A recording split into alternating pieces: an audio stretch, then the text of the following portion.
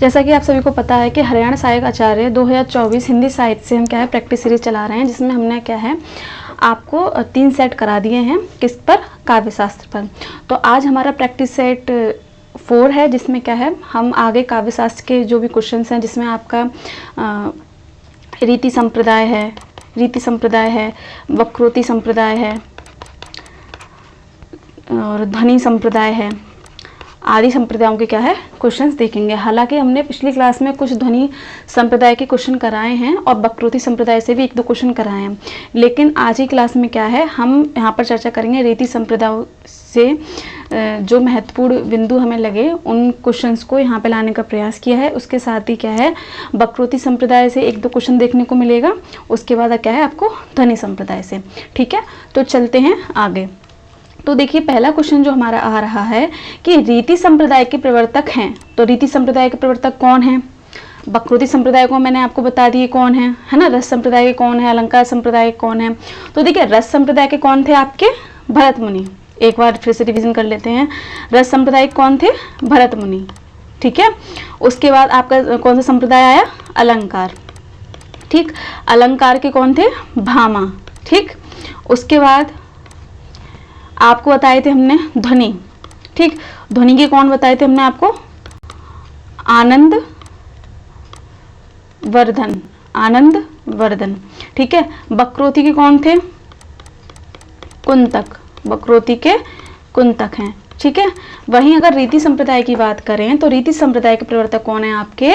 वामन। ठीक है, रीति संप्रदाय के प्रवर्तक कौन है? वामन। याद रहेंगे आपको। और ये कौन सी शताब्दी के हैं ये भी याद रखने हैं, ये आपके 9वीं शताब्दी के हैं। ठीक है, 9वीं शताब्दी के हैं। ठीक है, इनकी रचना की बात करें, वामन की रचना की बात करें तो कौन सी रचना है इनकी? काव्य अलंकार सूत्र वृत्ति। ठीक है, तो इसमें देखिए आपको एक क्वेश्चन में 3-4 पॉइंट समझ में आ गए होंगे। पहले रीति संप्रदाय के प्रवर्तक कौन है आपके? वामन हैं, प्लस ये किस शताब्दी के विद्वान हैं, तो आपको ये भी पता होना चाहिए। क्वेश्चंस पूछ लिए जाते हैं ऐसे कि जो विद्वान है वो किस शताब्दी से अपना संबंध रखते हैं। ठीक है, तो ये 9वीं शताब्दी से अपना संबंध रखते हैं। इनकी रचना का नाम हमने आपको बताया काव्य अलंकार सूत्र वृत्ति। ठीक है, यहाँ पर आपको एक चीज़ पता चल गई। दूसरा हमने रिविजन कराया आपको रस संप्रदाय के प्रवर्तक कौन है? भरत मुनि हैं। वहीं अगर हम बात करें वक्रोति संप्रदाय की तो कौन है? कुंतक। ध्वनि संप्रदाय से संबंध के प्रवर्तक कौन है? आनंदवर्धन। और अलंकार संप्रदाय कौन है? भामा। वहीं हमारा एक और संप्रदाय है औचित्य। ठीक है, इसके कौन है? क्षेमेंद्र। ये आपको याद होने चाहिए। ठीक है, चलते हैं आगे। अब देखिए वामन ने रीति की संख्या कितनी मानी है? वामन ने रीति की संख्या कितनी मानी है, यानी कि वामन ने जो रीति है उसने कितनी रीतियों का वर्गीकरण किया है वो आपको बताना है। ठीक है, तो ऑप्शन है आपके 3, 4, 2, 10। तो देखिए जो वामन है इन्होंने क्या बात कही कि विशिष्ट पद रचना रीति। ठीक है, अगर हम किसी विशिष्ट पद की रचना करते हैं तो वो क्या कहलाती है? रीति कहलाती है। इन्होंने क्या कथन कहा है? कथन भी आप याद रखेंगे कि विशिष्ट पद रचना रीति है ना। तो विशिष्ट पद रचना जो की जाती है तो वो क्या कहलाती है? रीति कहलाती है, रीति के अंतर्गत आती है। ठीक है, तो इन्होंने देखिए रीति को 3 भाग में बांटा। किसमें? तो पहला यही देख लेते हैं। पहला है वैदर्भी रीति। दूसरी है आपकी गौड़ रीति या गौड़ीय रीति। ठीक है, उसके बाद इनकी जो अगला वर्गीकरण किया क्या है? पांचाली रीति। क्या है? पांचाली रीति। आप ये वर्गीकरण याद रखेंगे। ठीक है, तो वामन ने क्या है रीति की संख्या कितनी मानी है? 3 मानी है। तो मैंने आपको यहाँ पे नाम बताए हैं। पहला है वैदर्भी रीति और दूसरा है आपका गौड़ीय रीति और तीसरा है आपका पांचाली रीति। अब देखिए जो वामन है, अब यहाँ पे एक और चीज समझिए। वामन ने वर्गीकरण कर दिया। ठीक है, 3 भागों में विभाजित कर दिया रीति को। अब अगर क्वेश्चन ऐसा आए कि वामन ने इन तीनों रीतियों में से किस रीति को क्या है महत्व अधिक दिया है, या कहें कि किस रीति को इन्होंने उत्तम रीति माना है, तो किसे माना है इन्होंने, वैदर्भी को। किसे माना है इन्होंने, वैदर्भी रीति को क्या है इन्होंने उत्तम रीति माना है। क्यों माना है, क्योंकि जो आपकी वैदर्भी रीति है, वैदर्भी रीति है, इसमें क्या है सभी गुण पाए जाते हैं। ठीक है, इसमें क्या है माधुर्य, माधुर्य एवं सुकुमार्य के क्या है इसमें गुण पाए जाते हैं। ठीक, अगर वही बात करें हम गौड़ीय रीति की, तो देखिए गौड़ीय रीति में क्या होता है, गौड़ीय रीति में क्या होता है, इसमें सभी गुण नहीं पाए जाते।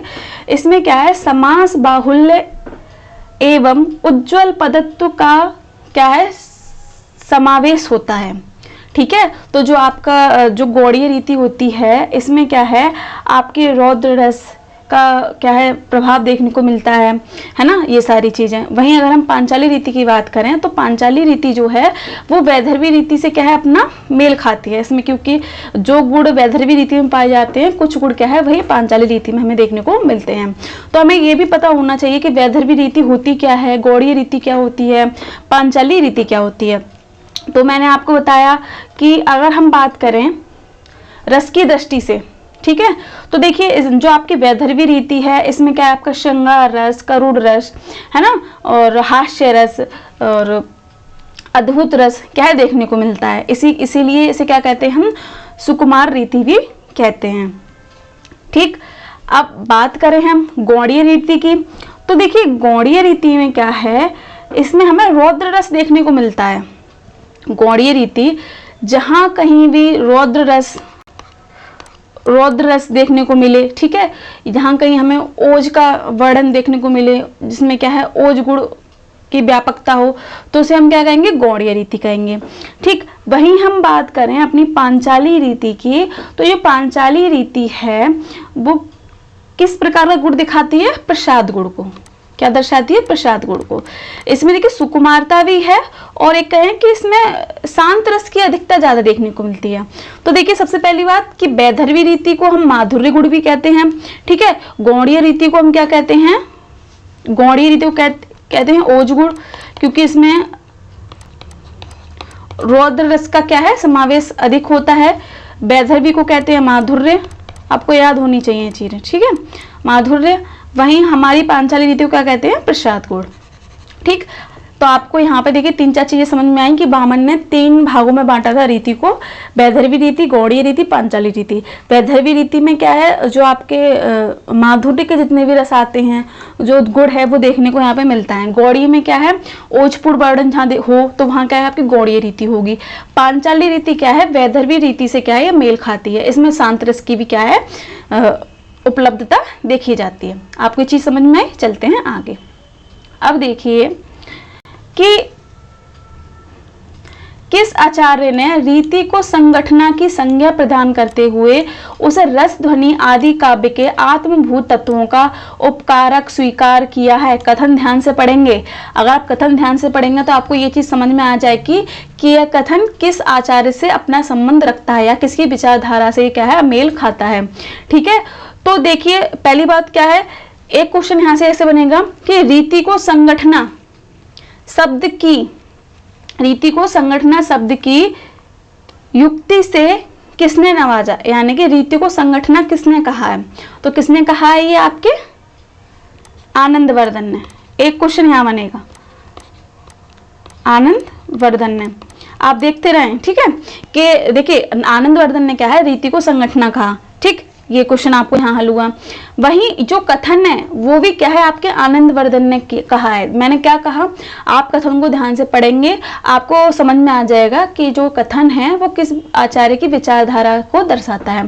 देखिए ध्वनि यहाँ पर दिखाया गया है। बात करें आनंदवर्धन की, तो आनंदवर्धन ने देखिए ध्वनि संप्रदाय का क्या है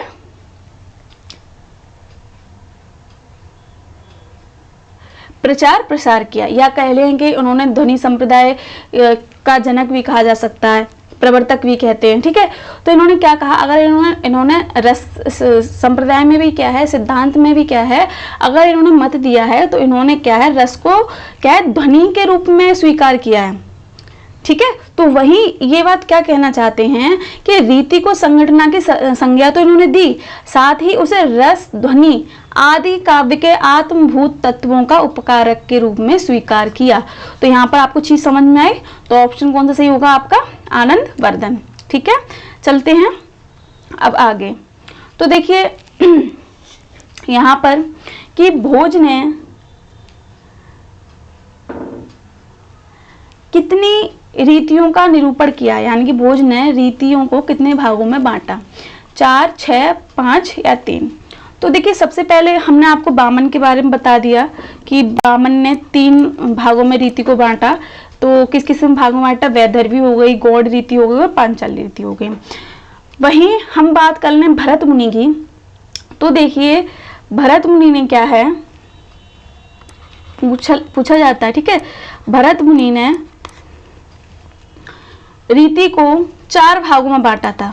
देखिए रीति का जो वर्चस्व था वो पहले भी था, लेकिन रीति को रीति के नाम से नहीं जाना जाता था। जब भरत मुनि का जो टाइम पीरियड था, भरत मुनि दूसरी सदी के विद्वान रहे हैं। वहीं अगर हम वामन की बात करें 9वीं सदी के, ठीक है। तो देखिए भरत मुनि ने क्या है, अपने नाट्य शास्त्र में रीति के लिए क्या शब्द का उल्लेख किया है? किस शब्द का उल्लेख किया है? आपके प्रवृत्ति का, है ना। चीज वही थी, बस इन्होंने क्या है, रीति नाम नहीं दिया, याद रखेंगे आप, ठीक है। तो इन्होंने प्रवृत्ति शब्द का उल्लेख किया, ठीक है। इसके साथ इन्होंने देखिए 4 प्रवृत्तियां दिखाई कि अवंती, पहली क्या बताई इन्होंने? अवंती, दक्षिणात्य और पांचाली, ठीक। चौथी है आपकी और मागधी, ठीक है। ये याद रखनी है आपको, ये क्वेश्चन पूछा गया था। एक क्वेश्चन ऐसे बना था कि रीति को प्रवृत्ति नाम से किसने पुकारा है, या किसने रीति को प्रवृत्ति नाम दिया। हालांकि वर्चस्व रीति का पहले से ही था, लेकिन लोग इसे अलग अलग नामों से जानते थे, ठीक है। तो आपको यहाँ पे भरत मुनि का वर्गीकरण याद हुआ कि 4 भाग में बांटा था, अवंती, पांचाली, और मागधी, दक्षिणात्य। बामन का तो आपको पता ही होगा, ठीक है। अब बात हम यहाँ पर ये कर रहे हैं कि भोज ने रीति और निरूपण कितने भागों में किया। तो बात करें भोज की, तो भोजराज ने रीति का निरूपण 6 भागों में किया। आपको सबका वर्गीकरण याद रखना है, क्वेश्चन बनता है, ठीक है। भोज ने रीतियों को 6 भागों में बांटा। पहली देखिए इन्होंने क्या भाग बनाया, पहला इन्होंने बनाया वैदर्भी, क्या बनाया? वैदर्भी। दूसरा इन्होंने बनाया गौड़िया, ठीक है, गौड़िया यानी कि गौड़िया, ठीक है। फिर इसके बाद इन्होंने पांचाली, वही जो वामन ने बनाया है, पांचाली। इसके बाद लाटिया, इन्होंने फिर लाटिया के बाद अवंतिका, ठीक। अवंतिका के बाद मागधी। तो इन्होंने रीति को क्या है, 6 भागों में बांटा है। क्या क्या नाम है? वैदर्भी, गौड़िया, पांचाली, लाटिया, अवंतिका या मागधी। ये नाम भी आपको याद रखने। जैसे अगर किसी ने पूछ लिया, देखिए वैदर्भी, गौड़ी, पांचाली, तो ये तो आपको याद है, ठीक है। वहीं अगर किसी ने पूछ लिया कि मागधी रूप में रीति को किसने लाया, तो आपको विद्वान के नाम भी पते होने चाहिए, ठीक है। तो आपको यहाँ पे एक चीज क्लियर हुई कि इन्होंने 6 भागों में बांटा, 6 के नाम बता दिए। वहीं दूसरी तरफ देखिए हमने आपको भरत मुनि ने भी क्या है, 4 वर्गों में इसको विभाजित किया है, वामन ने 3 वर्गों में विभाजित किया है। वहीं अगर हम बात करें एक और विद्वान की, तो विश्वनाथ के बारे में देखें। विश्वनाथ ने कितने उसमें बांटा है, ये भी आपको बता देते हैं, ताकि आपको यहीं पे क्लियर हो जाए कि किस विद्वान ने क्या है, रीति को कितने भागों में डिवाइड किया है, ठीक है, क्योंकि क्वेश्चन बनता है यहाँ से, ठीक। तो देखिए बात करें विश्वनाथ की, तो विश्वनाथ ने कितने भागों में से विभाजित किया है रीति को, तो देखिए इन्होंने कितने भागों में किया है, 4 भागों में, ठीक है। 4 भागों में कौन कौन सी? 4 भागों में कौन कौन सी? वैदर्भी, ठीक, गौड़ी, पांचाली और लाटिका। इन्होंने सिर्फ लाटिका को जोड़ा, ठीक है। तो आपको यहाँ पे विश्वनाथ का भी पता चल गया, ठीक। अब चलते हैं हम अपने अगले क्वेश्चन पर। यहाँ पे आपको 3-4 क्वेश्चन हल हो गए। पहले आपको संख्या पता चल गई। जो आपके भोजराज थे उन्होंने 6 भागों में बांटा, वैदर्भी, गौड़िया, पांचाली, लाटिका, अवंतिका, मागधी। वहीं भरत मुनि की बात करें, इन्होंने 4 भागों में बांटा, अवंती, दक्षिणात्य, पांचाली, मागधी और मागधी। ठीक है, 52 का तो आपको पता ही था, अब विश्वनाथ का ही पता चल गया, तो ये चीज आपको क्या है, क्लियर हुई। ठीक है, अब चलते हैं आगे कि गुण और रीति में संबंध स्थापित कर गुण को रीति का नियामक सिद्ध करने वाला प्रथम आचार्य कौन है? महत्वपूर्ण क्वेश्चन। किसने गुण और रीति में संबंध स्थापित किया? देखिए, कभी कभी क्या होता है, रीति संप्रदाय के प्रवर्तक ठीक है वामन है, हम रीति को गुण कहकर भी संबोधित कर देते हैं। गुण संप्रदाय के प्रवर्तक कौन है? वामन है, ठीक है। लेकिन जो गुण है उसको रीति से संबंध किसने स्थापित किया? किसने बताया कि गुण और रीति में क्या है, एक संबंध है ना कि? तो ये वाली बात यहाँ पर कही जा रही है। तो जो रीति है उसका नियमन किसके माध्यम से होगा? गुण के माध्यम से होता है। तो ये कथन, ये विचारधारा किस विद्वान का है, ये आपको बताना है। ठीक है, तो देखिए इसमें ऑप्शन है वामन, भरत मुनि, दंडी और भामा। तो इसमें कौन है आपके? दंडी। ठीक है, दंडी है। अब देखिए दंडी ने क्या है, शब्द गुण और अर्थ गुण रूप में क्या है, गुणों को बांटा है। तो शब्द गुणों में देखें तो श्लेष है, प्रसाद है, समता है ना, माधुर्य है, सुकुमारता है, अर्थ व्यक्ति है, उदारता है, ओज, कांति, समाधि। तो ये सब क्या है, इन्होंने इसको क्या है, गुण का नाम दिया है। इन्होंने शब्द गुण और अर्थ गुण, याद रखेंगे, शब्द गुण अर्थ गुण रूप में क्या है, विभाजित किया है। ठीक, तो इन्होंने 10-10 माने हैं, 10 शब्द गुण हैं और 10 अर्थ गुण हैं। तो देखिए यहाँ पे आपको ये चीज भी याद होनी चाहिए, अगर कहीं पर भी गुण लग के आ जाए, रीति तो देखिए जो विचारधारा है प्रवर्तक है वामन है, पर उन्होंने रीति शब्द से इस चीज की कहा था। ठीक है, वहीं अगर गुण कोई कहीं पे लिखा है तो आप सीधे कहेंगे कि किसने कहा है, दंडी ने कहा है। ठीक, चलते हैं आगे। अब देखिए अगला क्वेश्चन क्या है कि उपनागरिका, परुषा एवं कोमला वृत्ति का उल्लेख किस विद्वान ने किया है? अब देखिए यहाँ आपको क्या समझना है। पहली बात, वृत्ति शब्द नाम किसने दिया रीति को, एक क्वेश्चन ये है। ठीक है, दूसरा वर्गीकरण किसने किया है, वो। अब ये जो उपनागरिका, परुषा, कोमला, तो ये किन किन रीतियों के लिए नाम दिए गए वो भी आपको पता चलेगा। बात करें वृत्ति की, तो रीति को वृत्ति का नाम किसने दिया, मम्मट ने। ठीक है, तो ये वर्गीकरण भी किसने किया है, मम्मट ने। आपको ये चीज पता होनी चाहिए। ठीक, तो किसने किया है, मम्मट ने। अब बात करें कि आपकी जो उपनागरिका वृत्ति है, ठीक है, तो ये किस रीति को कहा जाता है? तो देखिए इन्होंने क्या है, वैदर्भी रीति को क्या है, मम्मट ने उपनागरिका कहा है। वहीं गौड़ीय रीति को क्या है, पर्षा कहा है। और कोमला किसे कहा है, पांचाली को। ये चीज आपको याद होनी चाहिए। ठीक है, वहीं बात करें एक और विद्वान की, एक और क्वेश्चन हम बनाते हैं यहाँ पर एक आपके लिए कि रुद्रट ने रीति का वर्गीकरण कितने भागों में किया है? तो देखिए इन्होंने भी रीति का वर्गीकरण 4 भागों में किया है। याद रखेंगे 4 भाग इन्होंने भी किए हैं। कौन कौन से हैं? वैदर्भी है, गौड़िया है, पांचाली है और लाटिया है। ठीक है, वैदर्भी,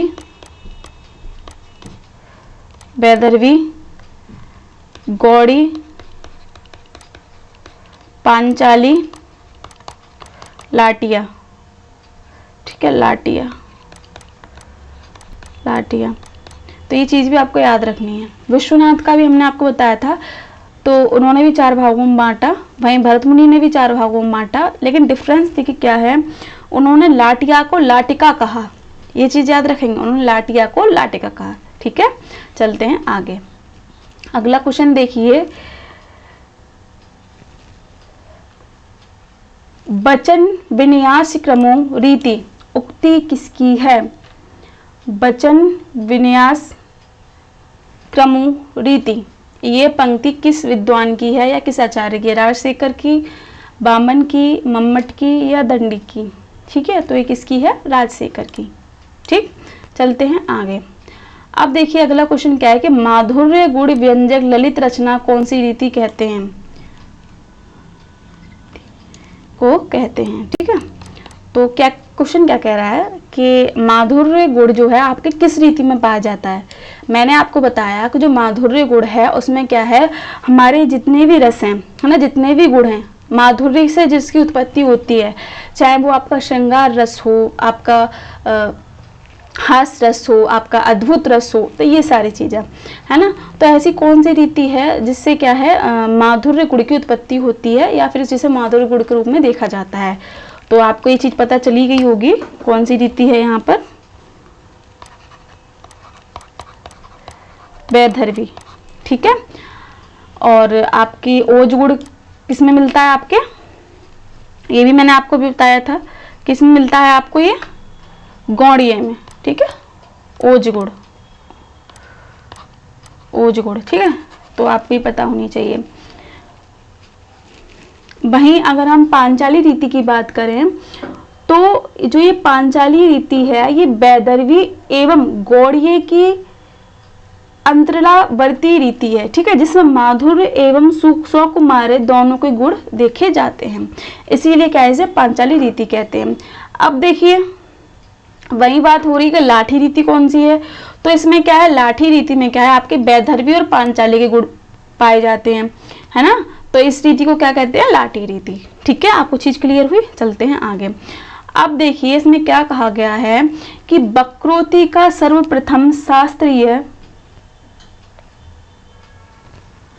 विवेचन करने वाले आचार्य कौन है? कुंतक, भामा, बामन, दंडी। देखिए अगर हमने इस चीज को नहीं पढ़ा होगा तो सीधे सीधे हम यही कहेंगे कि जिस आचार्य ने वक्रोक्ति सिद्धांत को लाया है या जो वक्रोक्ति सिद्धांत के प्रवर्तक हैं, जिनकी ये विचारधारा है, तो उन्होंने ही क्या इस पर शास्त्रीय विवेचन दिया होगा। ठीक है, लेकिन क्या है जो आपका वक्रोक्ति सिद्धांत है उस पे क्या है शास्त्रीय विवेचन सर्वप्रथम किसने किया है, तो किसने किया है आपके भामा ने किया है। ठीक है, किसने किया है, भामा ने किया है। चलते हैं आगे। भारतीय काव्यालोचन, भारतीय काव्यालोचन के इतिहास में सर्वप्रथम कलावाद की प्रतिष्ठा किस सिद्धांत के द्वारा हुई? काफी अच्छा क्वेश्चन है कि भारतीय काव्यालोचन के इतिहास में सर्वप्रथम कलावाद की प्रतिष्ठा किस सिद्धांत के द्वारा की गई? रस सिद्धांत के द्वारा की गई, अलंकार सिद्धांत के द्वारा की गई, या रीति सिद्धांत के द्वारा की गई, या फिर क्या है आपके वक्रोक्ति सिद्धांत के द्वारा की गई? तो देखिए जब हम बात करते हैं वक्रोक्ति की, तो वक्रोक्ति सिद्धांत में क्या है, क्या कहा गया है, कुंतक ने क्या विचारधारा दी है कि जो वक्रोक्ति है वो क्या है आपके काव्य को लिखने का तरीका और किस तरीके से लिखा जाए उसका क्या प्रभाव पड़ेगा, है ना। तो उस चीज का वर्णन क्या है वक्रोक्ति के माध्यम से किया गया है। ठीक है, उन्होंने अपनी रचना वक्रोक्ति जीवितम जो उन्होंने रचना लिखी उसमें क्या है इन्होंने इस चीज का जिक्र किया है। तो यहीं से आपको चीज समझ में आ रही होगी कि भारतीय काव्यालोचन के इतिहास में सर्वप्रथम कलावाद की प्रतिष्ठा के सिद्धांत में हुई कि किस तरीके से हमें अपनी रचना को लिखना है ना, और क्या क्या नियम रहेंगे, कैसे अपने भावों को निखारना, ये सारी चीजें ये कलाई के माध्यम से तो आएगा। तो ये किस सिद्धांत के द्वारा स्टार्ट हुई? आपके वक्रोक्ति के द्वारा। चीज याद रखनी है आपको, डाउट रहता है इस क्वेश्चन में। ठीक है, चलते हैं आगे। अगला क्वेश्चन देखिए कि क्षेमेंद्र ने रस का प्राण किसको माना है? तो देखिए क्षेमेंद्र किस सिद्धांत के प्रवर्तक हैं? आपके औचित्य के। किसके हैं ये? औचित्य के। ठीक है, औचित्य के हैं ये। तो इन्होंने रस का प्राण किसे माना है? देखिए जो जिस सिद्धांत का प्रवर्तक होगा तो वो अपने ही सिद्धांत को क्या है सबके सामने लाएगा। अगर कुछ उसे दिक्कत लग रही है तो वो सहमत है दूसरे के सिद्धांत से, ठीक है। ऐसा भी नहीं कि उसने दूसरे की बात जब उसने सुनी, उसे वो चीज पसंद आई, तो वो क्या करेगा, जो उसने मत दिया है वो अपने मत से उस सिद्धांत को जोड़ देगा, ठीक है। तो वहीं देखिए, हल इन्होंने रस संप्रदाय का विरोध नहीं किया है, इन्होंने भी जरूरी माना है, लेकिन अब देखिए इन्होंने क्या मत दे दिया कि जो रस का प्राण है, ठीक है, वो क्या है, औचित्य है। वहीं मैं जब आनंदवर्धन के बारे में आपको बता रही थी तो मैंने क्या कहा, देखिए ध्वनिवादी आचार्य बेशक हैं, रस संप्रदाय से वो भी प्रभावित है, पर कहते हैं ना कि नया कुछ करना, रिसर्च करना, तो ये वही तो करते थे। जब हम किसी कोई रचना पढ़ते हैं, हिंदी साहित्य में कैसे रिसर्च की जाती है, किसी की हमने कोई रचना पढ़ी है, अगर हमें उस पर आलोचना लिखनी है तो सबसे पहले हमें आलोचना लिखना तो आसान होता है, लेकिन अपने मत को, अपने तर्क को विकसित करना कि दूसरा भी हमारे तर्क से क्या है वो रखे कि हाँ इसने इस चीज की आलोचना की है, लेकिन इसके बदले में क्या है जो तर्क दिया है वो काफी अलग है या काफी उपयोगी है। तो ये चीज सबसे ज्यादा टास्क में रहती है कि आप आलोचना तो कर सकते हो, हर किसी की कर दोगे, लेकिन फिर आपकी जो विचारधारा है, आपका जो मत है वो भी सबसे अलग होना चाहिए, तभी आपकी आलोचना को लोग अच्छा मानेंगे। आलोचना का तात्पर्य सिर्फ इतना नहीं कि आपने दूसरे की बुराई कर दी, नहीं, आप दूसरे की बुराई नहीं की जाती, उसमें जो चीज छूट जाती है उसको पूरा किया जाता है ना। तो उसमें भी हमें अपने तर्क को, अपनी रिसर्च को इतना मजबूत करके दिखाना होता है कि आगे वाले जो विद्वान हमारी रचना को पढ़ेंगे तो वो भी हमारे मत से क्या सहमत हो, वो वाली बात। तो छेमन ने रस का प्राण किसे माना, औचित्य को। वहीं आनंदवर्धन ने किसको माना था, आपकी ध्वनि को। उन्होंने रिलेट कर दी चीजें, है ना, उन्होंने विरोध नहीं किया था। तो ये सारी चीजें। अब अगला क्वेश्चन देखिए कि लघु वृत्ति किसकी रचना है। क्वेश्चन ध्यान से पढ़ेंगे, यहाँ पे आपको देखिए दो क्वेश्चन समझ में आएंगे। पहली बात कि लघु वृत्ति किसकी रचना है, प्रतिहार इंदुराज की, ठीक है, किसकी है, प्रतिहार इंदुराज की। देखिए जो लघु वृत्ति इन्होंने रचना लिखी थी ये क्या है, एक टीका है। टीका से तात्पर्य क्या है, इन्होंने उद्भट की काव्य अलंकार सार संग्रह, काव्य अलंकार सार संग्रह पे क्या है, अपनी क्या है टिप्पणी दी थी। यानी कि इस रचना को आधार मानकर क्या है, इन्होंने अपने लघु वृत्ति की रचना की। तो ये चीज आपको ध्यान होनी चाहिए। दो चीज क्लियर हुई।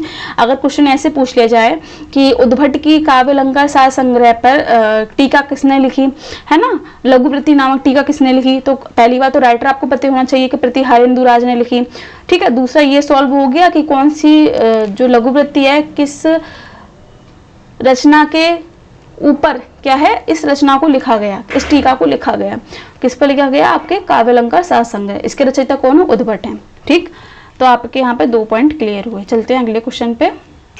तो देखिए अगला क्वेश्चन क्या कह रहा है कि अविधा मृत्तिका मातृका नामक ग्रंथ के रचनाकार कौन है, महिम भट्ट हैं या मुकुल भट्ट हैं या धनंजय हैं या धनिक हैं। देखिए कंफ्यूजन यहाँ पे 2 लोगों में है, महिम भट्ट और मुकुल भट्ट ने। तो देखिए महिम भट्ट की बात कर रहे हैं तो महिम भट्ट की रचना का क्या नाम है, व्यक्ति विवेक, ठीक है। अब बात करें अविधा वृत्ति मातृका की, तो ये रचना किसने लिखी है, मुकुल भट्ट ने। किसने लिखी है, मुकुल भट्ट ने। तो ऑप्शन आपका कौन सा सही होगा, बी। चलते हैं अगले क्वेश्चन पर। तो अगला क्वेश्चन जो आ रहा है कि हिंदी में सर्वप्रथम ध्वनि के शास्त्रीय स्वरूप का विवेचन किस विद्वान ने किया। देखिए क्वेश्चन समझिए, हिंदी में पूछा है ये कि हिंदी में अगर हिंदी नहीं लगा होता तो इसमें और विद्वान आते, लेकिन यहाँ लगा है कि हिंदी में सर्वप्रथम ध्वनि के शास्त्रीय स्वरूप का विवेचन किस विद्वान ने किया है, तो आपको वो बताना है। यहाँ पे 2 ऑप्शन तो सीधे सीधे कटेंगे, आपके अभिनव गुप्त हो गए और विश्वनाथ हो गए, है ना। तो इसमें कौन से ऑप्शन बचे, 2। तो बात करें हिंदी में सर्वप्रथम ध्वनि सिद्धांत का शास्त्रीय रूप में विवेचन किसने किया है, चिंतामणि ने। किसने किया है, चिंतामणि में। ये आप अच्छे से ध्यान रखेंगे। चलते हैं अगले क्वेश्चन पर। तो देखिए अगला क्वेश्चन क्या है कि ध्वनि प्रस्थान परमाचार्य के रूप में किस विद्वान को जाना जाता है, यानी कि ध्वनि प्रस्थान परमाचार्य की उपाधि किस विद्वान को प्रदान की गई है, ठीक है। आनंदवर्धन को, अभिनव गुप्त को, मम्मट को या नगेंद्र को। देखिए आनंदवर्धन क्या है, वो प्रवर्तक हैं ध्वनि संप्रदाय के, आपको ये पता ही होगा, ठीक है। अभिनव गुप्त क्या है, इन्होंने क्या है, आनंदवर्धन की जो रचना है ध्वन्यालोक, तो ध्वन्यालोक पर क्या है, इन्होंने टीका लिखी है, ठीक है, यानी कि ध्वन्यालोक लोचन लिखा है। वहीं बात करें हम मम्मट की, तो इन्होंने क्या है, काव्य प्रकाश की रचना की है ना। और आपके नगेंद्र हो गए, तो नगेंद्र देखिए आपकी रीति काव्य की भूमिका, रस सिद्धांत आदि रचना की हैं। अब बात क्या कही जा रही है कि ध्वनि प्रस्थान परमाचार्य के रूप में किस विद्वान को जाना जाता है, तो किसे जाना जाता है, मम्मट को, क्योंकि इन्होंने क्या है, ध्वनि पर क्या है, अपनी जो विचारधारा दी, तो उसने उसे एक अलग ख्याति, एक अलग दृष्टिकोण प्रदान किया, इसीलिए इन्हें ध्वनि प्रस्थान परमाचार्य के रूप में जाना जाता है। तो आज की क्लास में क्या है, इतना ही। मिलते हैं आपको ऐसे ही अगली क्लास में एक नए प्रैक्टिस सेट के साथ। अगर आपको इसमें कुछ चीज़ समझ में नहीं आई हो तो आप कमेंट में अपनी जो भी डाउट हो, है ना, जो भी जानकारी आपको चाहिए या फिर जो भी यहाँ पे आपको कुछ समझ नहीं आया तो आप वहाँ पर लिख सकते हैं, ठीक है।